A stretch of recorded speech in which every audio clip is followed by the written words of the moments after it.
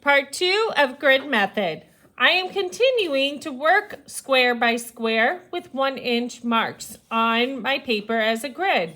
I've given myself a small viewfinder cut to a 1-inch by 1-inch square. This is going to help me to focus on one little square at a time. That way I can see just the shapes in that area, and I'm no longer focusing on the entire piece. I'm giving myself some information on the details that I see. This is not all of the fine details, but it's giving me some basic information such as where the shadows are. In this case, this would be Moana's hair. I see dark shadows in her hair, so I'm separating where the dark shadows are and where the highlights are. Once I have finished that square, I move on to the next square. So in that next square, I start to see, again, I'm kind of comparing. When you first start, you start connecting one square to the next. And I'm always kind of comparing where in that square does that detail start. And sometimes I kind of have to refine what I'm doing. Does the hair actually go all the way to the edge of this square? The answer is no. So I'm going to go back and just kind of fix that little detail that I had there. Seem to be missing my eraser. That's all right. Now I'm going to go back and make sure, do I have all of the details that I need? I can see where some highlights are near the bottom, and then I have just a little bit of detail there. Now I'm ready to move on to the next square. So square by square, I'm able to kind of bring in some details. You may not be able to see the details in this particular square. Let me try and zoom in a bit. But I'm starting to see the sand in the background, and I'm just going to kind of draw a little bit of an outline there. I'm actually doing what looks kind of like a scribble. I know you can't see it very well because it is really light, but it's giving me a little bit more information than just leaving that square white. If I leave that square white, even though it primarily does look white, then I'm easily going to forget about it. Now I'm going to go back to that square right here. Now I'm like, oh, okay, I want to go ahead and bring in just a little bit more information, and that is the sand in the background. So I'm writing very, very lightly. And again, I'm using what kind of looks like a scribble method. You can see the direction of my pencil is moving like this. I'm not drawing right now. You can see the movement of my pencil.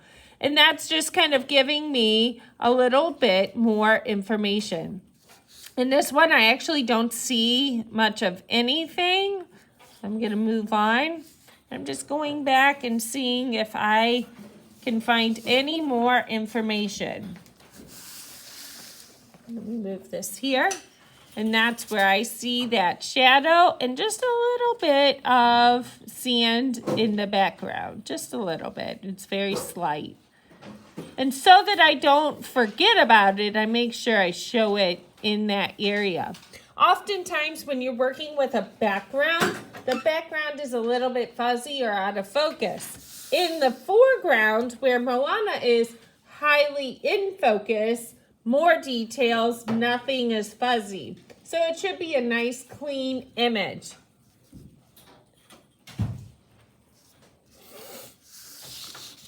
All right. Moving on to the next row. So in this row here, when I look at my picture, let me zoom back out again. Sometimes it helps to go ahead and just fold the paper so that you are able to focus on what you're working on. This is now row B. So in row B, I see in this first little square what is also going to look like kind of sand. Let me move this down. And again, I just want to make sure I am drawing in the textures as I see them. There's not a whole lot of detail. I should also note that I am using my H pencil. So I'm going to hold this up. So I'm also able to make much lighter marks with this pencil. If you're just using a standard number 2 pencil, it's really easy for your pencil marks to be too dark. If you're able to use a range of different graphite pencils, a level H is really nice for doing the background information, which is not going to be very, very dark. Now I'm going to move on to the next square. And this time I'm going to go in with a little bit darker, and I'm going to bring in the rest of the details that I see in Moana's hair. I'm always comparing it to, where is the halfway mark? And in that square, I'm kind of thinking, is this the halfway mark? Oh, okay, I am drawing her hair very similar to where I see it in the picture.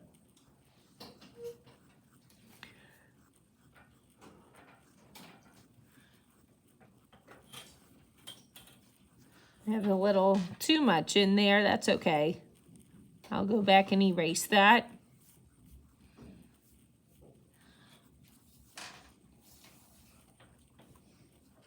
I can't really tell what I'm looking at. I'm just looking at different lines and shapes. I see some curves in there and what is going to eventually be details in her hair. I see some shadows. And then I see a part of her face.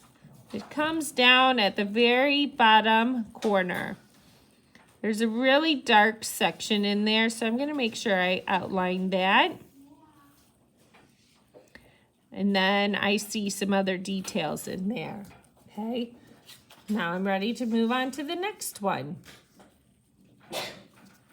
Oh, I'm starting to get into, more shapes and details. It gets a little more exciting when you move from that first square. All right, so now I'm moving into making some details that are helpful to know exactly where they are on the page. Think about this as it is divided into quadrants or 4. Does this eye actually go to the halfway mark? It does not. So let's keep that in mind. I'm going to move this so you can see a little bit better. Near the bottom, here, let's block out this one on the bottom so I can focus on only that square. And I'm going to make a nice little half circle, half moon, crescent shape. And I see a little bit of her pupil down here, just a little.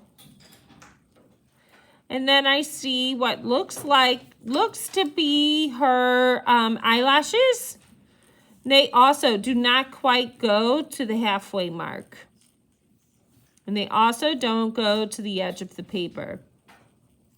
And I don't see a ton of those details in there, like the little individual eyelashes. I'm not drawing that yet. But what I am drawing is just the simple outlines. Outlining when I see a change in color, a change in value, that kind of thing.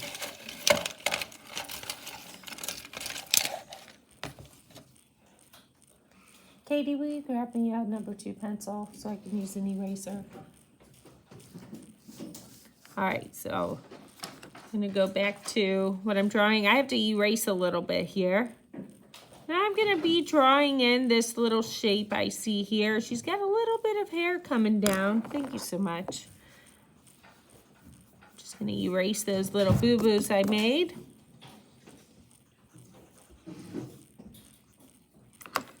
Okay, and now I'm going to get the shape of this right here. See, it's closer to the top portion, but not quite at the half-inch mark. So I'm gonna just kind of draw in the shape of that real lightly. She's got some hairs that kind of come down from the top. And then we have a tiny bit at the corner where her face is matching up. Okay.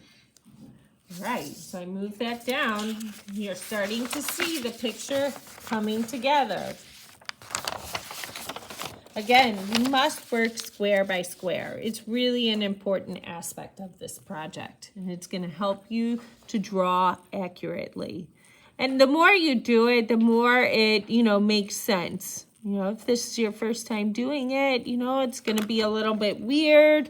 It takes a little time, but it's an excellent tool to help you with accuracy in drawing. I really like to use my lighter pencils, like my level H here, just because it's just so much easier to erase.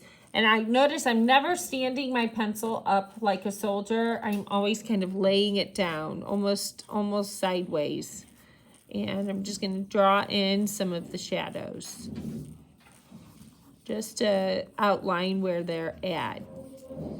But down here at the bottom, I see a little bit of her eyebrow shape started. And that's it for that portion. All right, thank you so much for watching. I'm going to go ahead and sign off here.